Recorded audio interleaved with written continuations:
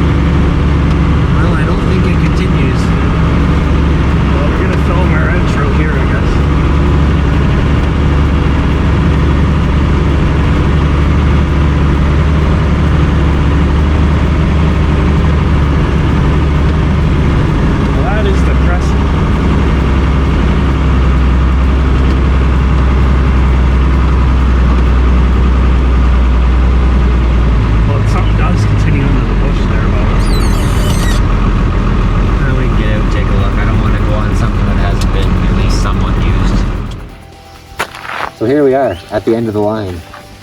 We were hoping this trail continued through, that we could get back to one of the gravel roads and head back out to Highway 6, but it does not. It ends in this lovely garbage dump. That isn't a real dump. It isn't a real dump.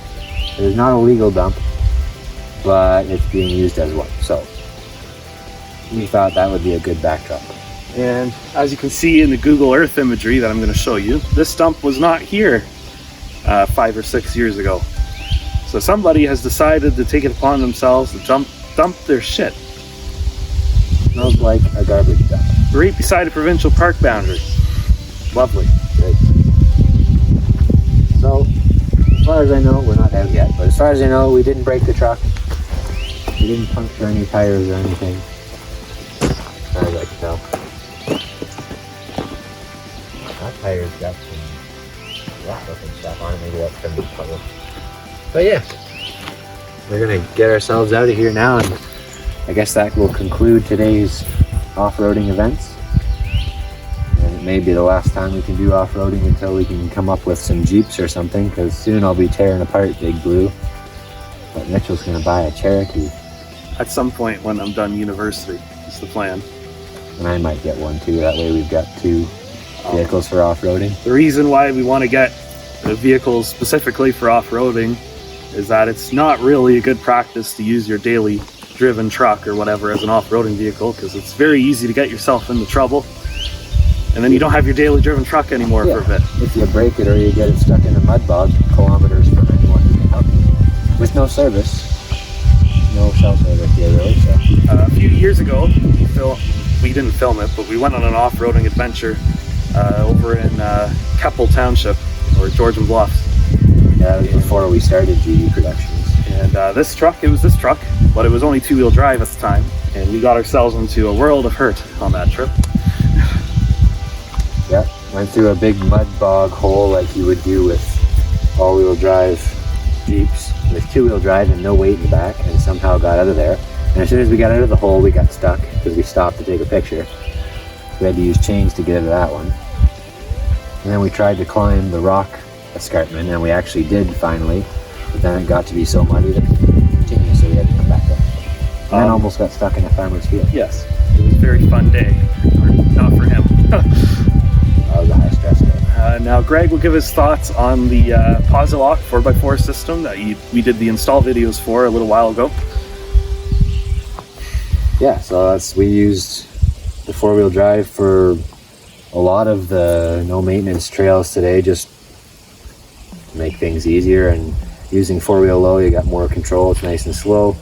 So yeah, that 4-wheel axle engagement cable that I installed has been great. Sometimes it's a little finicky to get it engaged or disengaged, but that's just because the 2 shafts aren't completely lined up. So you just roll forward and backward a little bit and it works fairly well, and push your transfer case in gear. And we had it in and out probably 4 or 5 times today because you don't want to run 4-wheel low down the highway or anything. So, but yeah, great kit from Posi-lock 4-wheel drive.